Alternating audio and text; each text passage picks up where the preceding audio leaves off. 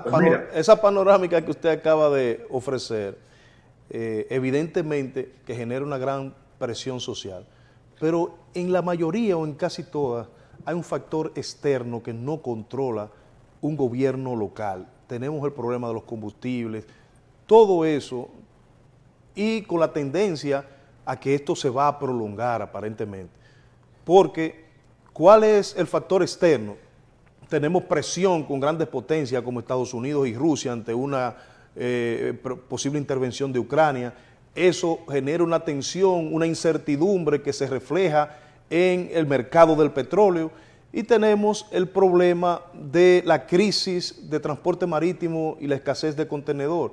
Entonces, el gobierno está cargando con una carga muy pesada. Ahora anuncian que lo del combustible para esta semana le va a representar 400 millones, pero ya habían cargado con 1.000 millones en lo que va de año. Vamos por 1.400 millones. O sea, esto luce complejo y me gustaría ya hacia un futuro inmediato, ¿cómo lo ve Hanley Otañez? mira, uno nota a este gobierno con una actitud donde la palabra crisis pareciera que no existiera, ¿verdad? Porque es un lenguaje exultante, un lenguaje donde aparentemente el gobierno ya ha solucionado todos los problemas económicos del país y el crecimiento es un crecimiento superlativo del Producto Interno Bruto, cuando muchos economistas lo que plantean es que en realidad esos resultados son una especie de rebote, ¿no? Como tuvo tan mal el 20 y el 21, pues entonces ahora el 22 pareciera, y los finales del 21 parecieran como que crecieron en exceso. Pero la realidad es que tenemos una crisis. Pero a esto también tenemos que sumarle, Luciano, de que el gobierno fue desmontando las ayudas que se proporcionaron durante el periodo más duro de la pandemia. Es decir, esas ayudas que a la gente que se quedaba sin empleo, esas ayudas a los sectores más vulnerables, pues se fueron desmontando y hoy día prácticamente han desaparecido. Fíjate que en el mes de diciembre el presidente anunció una ayuda de 1.000 pesos, ¿no? Para, creo que eran 500 o 1.000 pesos, algo así, para aquellos que habían tenido anteriormente esas ayudas, esa inyección económica a los sectores más desposeídos. Nos encuentra esta situación, Luciano, sin esos subsidios, con esos subsidios desmontados por parte del gobierno. Pero además, el gobierno también ha producido, digamos, un agotamiento con el tema del endeudamiento. Ya en lo que va de gobierno, el presidente Abinader ha contraído más de 14.000 millones de dólares en préstamos, con lo cual la capacidad que tiene el Estado Dominicano para, digamos, acudir a financiamiento externo en esta situación de crisis también la ha ido agotando sin que esto necesariamente haya tenido un impacto visible, ostensible en la mejora de vida de la población. Entonces, la verdad es que estamos en un contexto en el cual el gobierno tiene que revisar su política, tiene que revisar digamos, su atención con este tema. Ciertamente, Luciano, tiene que haber temporalmente medidas de auxilio a la población, sobre todo a la población más pobre. Precisamente. ¿Qué significa?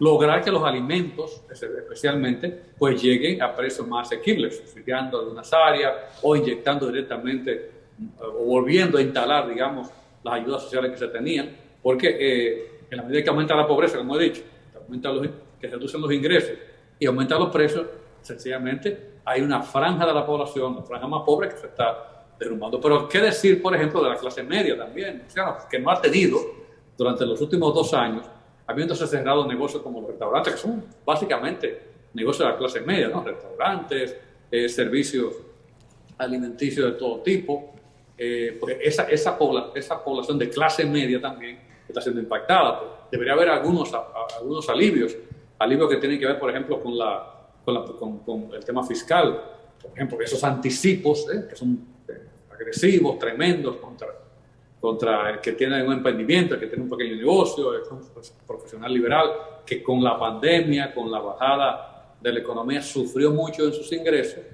pues que haya también, si no una suspensión, por lo menos un diferimiento, ¿verdad? Un rejuego con este tema del pago de los impuestos para que la gente pueda tener un respiro. Porque si esto continúa así, la verdad que es muy preocupante lo que nos viene. Sí. Tenemos un problema que al parecer desde el gobierno hasta la población, como que no le prestan la atención debida o no le han dado la importancia a la crisis del transporte marítimo y la crisis en los contenedores que está provocando precisamente lo del desabastecimiento. Y vemos que un sector tan importante que usted conoce muy bien porque lo desarrolla, como la construcción, está siendo grandemente afectado con esta crisis de desabastecimiento y también con los altos precios que se están registrando en un sector que es sumamente importante para la dinamización económica.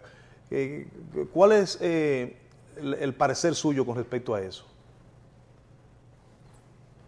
Bueno, la verdad es que se ha disparado la construcción. Desde, por ejemplo, el precio de las viviendas se ha disparado. La verdad es que el sector inmobiliario del océano ha sobrevivido en esta tormenta compleja y toda esta inestabilidad de precios que se ha tenido. Ha sobrevivido fundamentalmente por los dominicanos en el exterior. Las ayudas que ha dado, los subsidios que han dado en Estados Unidos a los dominicanos, buena parte de esos